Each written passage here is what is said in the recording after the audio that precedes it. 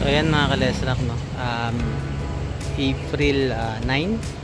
Ito sa likod ko, parang ginawa na siyang modern, pero lumang bahay pa rin siya.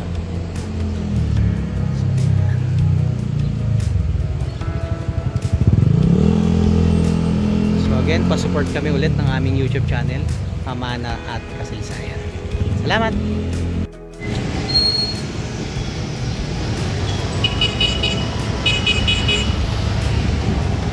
So mga kalesrak, nandito tayo sa General Trias.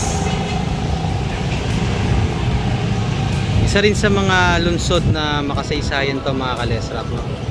Dito sa Cavite.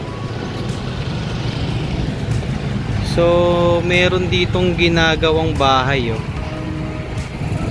Sarayba Ancestral House. So ayan. Tapos mga kalesrak, dito sa banda nito may nakita ko malapit sa simbahan.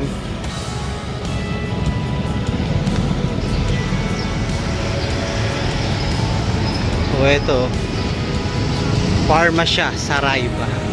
Tingnan niya mga kalesrak, oh.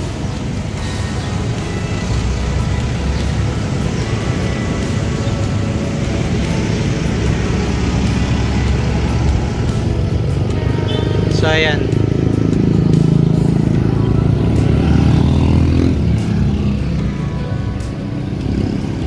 So medyo na modern na kasi napinturahan na. Pero mapapansin nyo, lumang bahay, Sarayba. Hindi ko alam kung kaninong bahay to, baka sa mga pamilya Sarayba. Kasi merong pharmacy eh. So hanap tayo dito mga kalesrak ng mga ilang lumang bahay sa General Trias. Pansin niyo yung simbahan nila mga kalesrak, kapis pa rin. So ayan, masikat yung araw ngayon. Matagal na rin tayong hindi nakapag vlog, kaya sulitin na natin ngayon. Samahan nyo kami mga kalesrak. Salamat! So ito yung pinakagilid mga kalesrak ng bahay. So lapitan ko konti.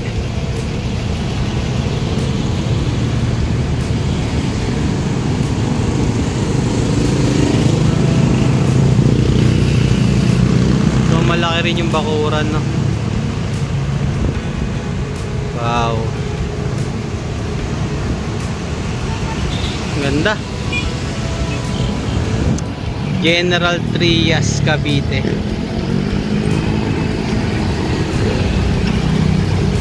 So araw ng kagitingan ngayon, April 9. So pansin nyo doon mga kalesrak, meron siya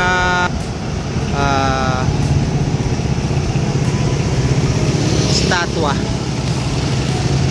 Baka si General Trias to. So ayan, marami din dito mga lumang bahay eh. So tingnan natin mga kalesrak.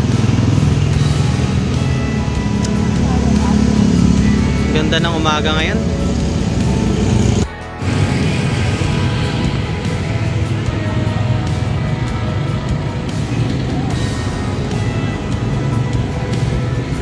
Si General Mariano Closas Trias.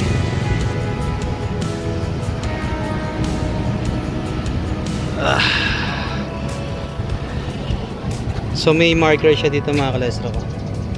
Babasa na lang, Mariano Trias. So ayan, ayan yung pinaka ano niya. Tapos mapapansin nyo mga kalesrak, dito sa banda na to, may lumang bahay din, oh. Malapit sa RCBC. So yan, ito yung pinaka lugar ni General Mariano Trias.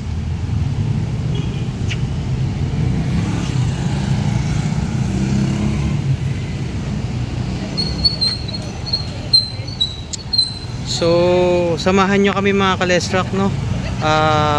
Makikisuyo po kami. Pahingi naman po kami ng like, subscribe, saka pa-share ng aming mga video. Medyo natatagalan lang at hindi kami nakakagawa ng video, pero asahan nyo mga Kalestrak, kapag may time kami, mag-upload kami sa aming YouTube channel ng mga ancestral house, mga historical place, para ibalik natin yung mga panahon ng mga sinauna.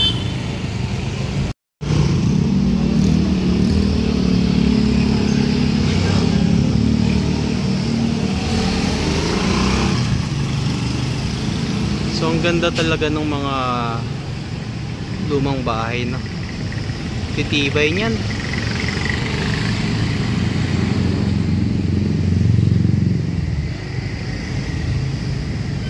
Eh, yun pa mga Kalestrak.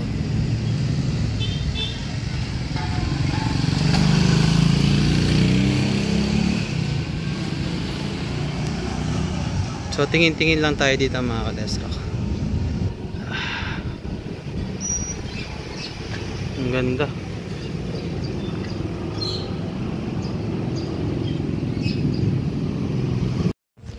Dito mga Kalestrak, hindi ko alam kung anong street to eh, pero may nakita ako dito na isang lumang bahay din.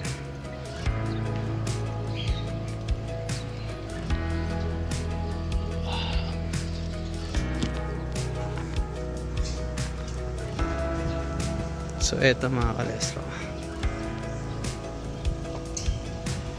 ang ganda.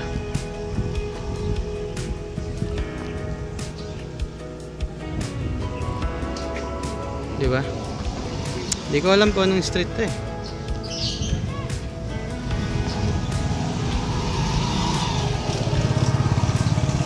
So ayan.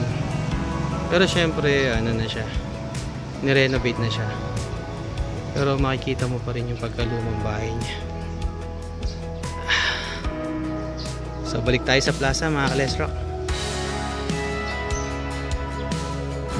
So mga Kalestrak, may nakita ako na historical marker na tapat or malapit sa simbahan.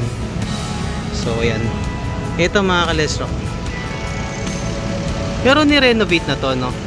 Pero nung nakita ko tong historical marker na to, so yan, eh nabasa ko na itong bahay pala na to eh tiniran. Yan, basahin na lang natin. Pansamantalang tumigil si Andres Bonifacio, tagapagtatag ng Katipunan, at mga kapatid nila sina Ciriaco at Procopio. So yun. So ba yan, pakibasa na lang mga Kalestrak. Dito pala sa bahay na to mga Kalestrak. Pero syempre naka-renovate na to. Nung pumunta yung Supremo ng Katipunan, si Andres Bonifacio, so dyan siya tumigil. Ganda. General Trias, Cavite, April 9, 2025. So mainit yung sikat ng araw. Alas 10 na kasi. Mga Kalestrak, pasupport ulit kami ng aming channel, Pamana at Kasaysayan. Salamat po ng marami. God bless po sa ating lahat. Mga Kalestrak, nung pauwi na ako, may nakita ko, siguro part din to ng General Trias. Ganda oh.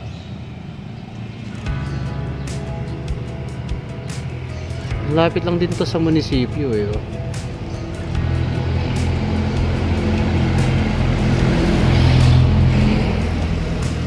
So ayan, sa part ng General Trias. Ganda ng bahay.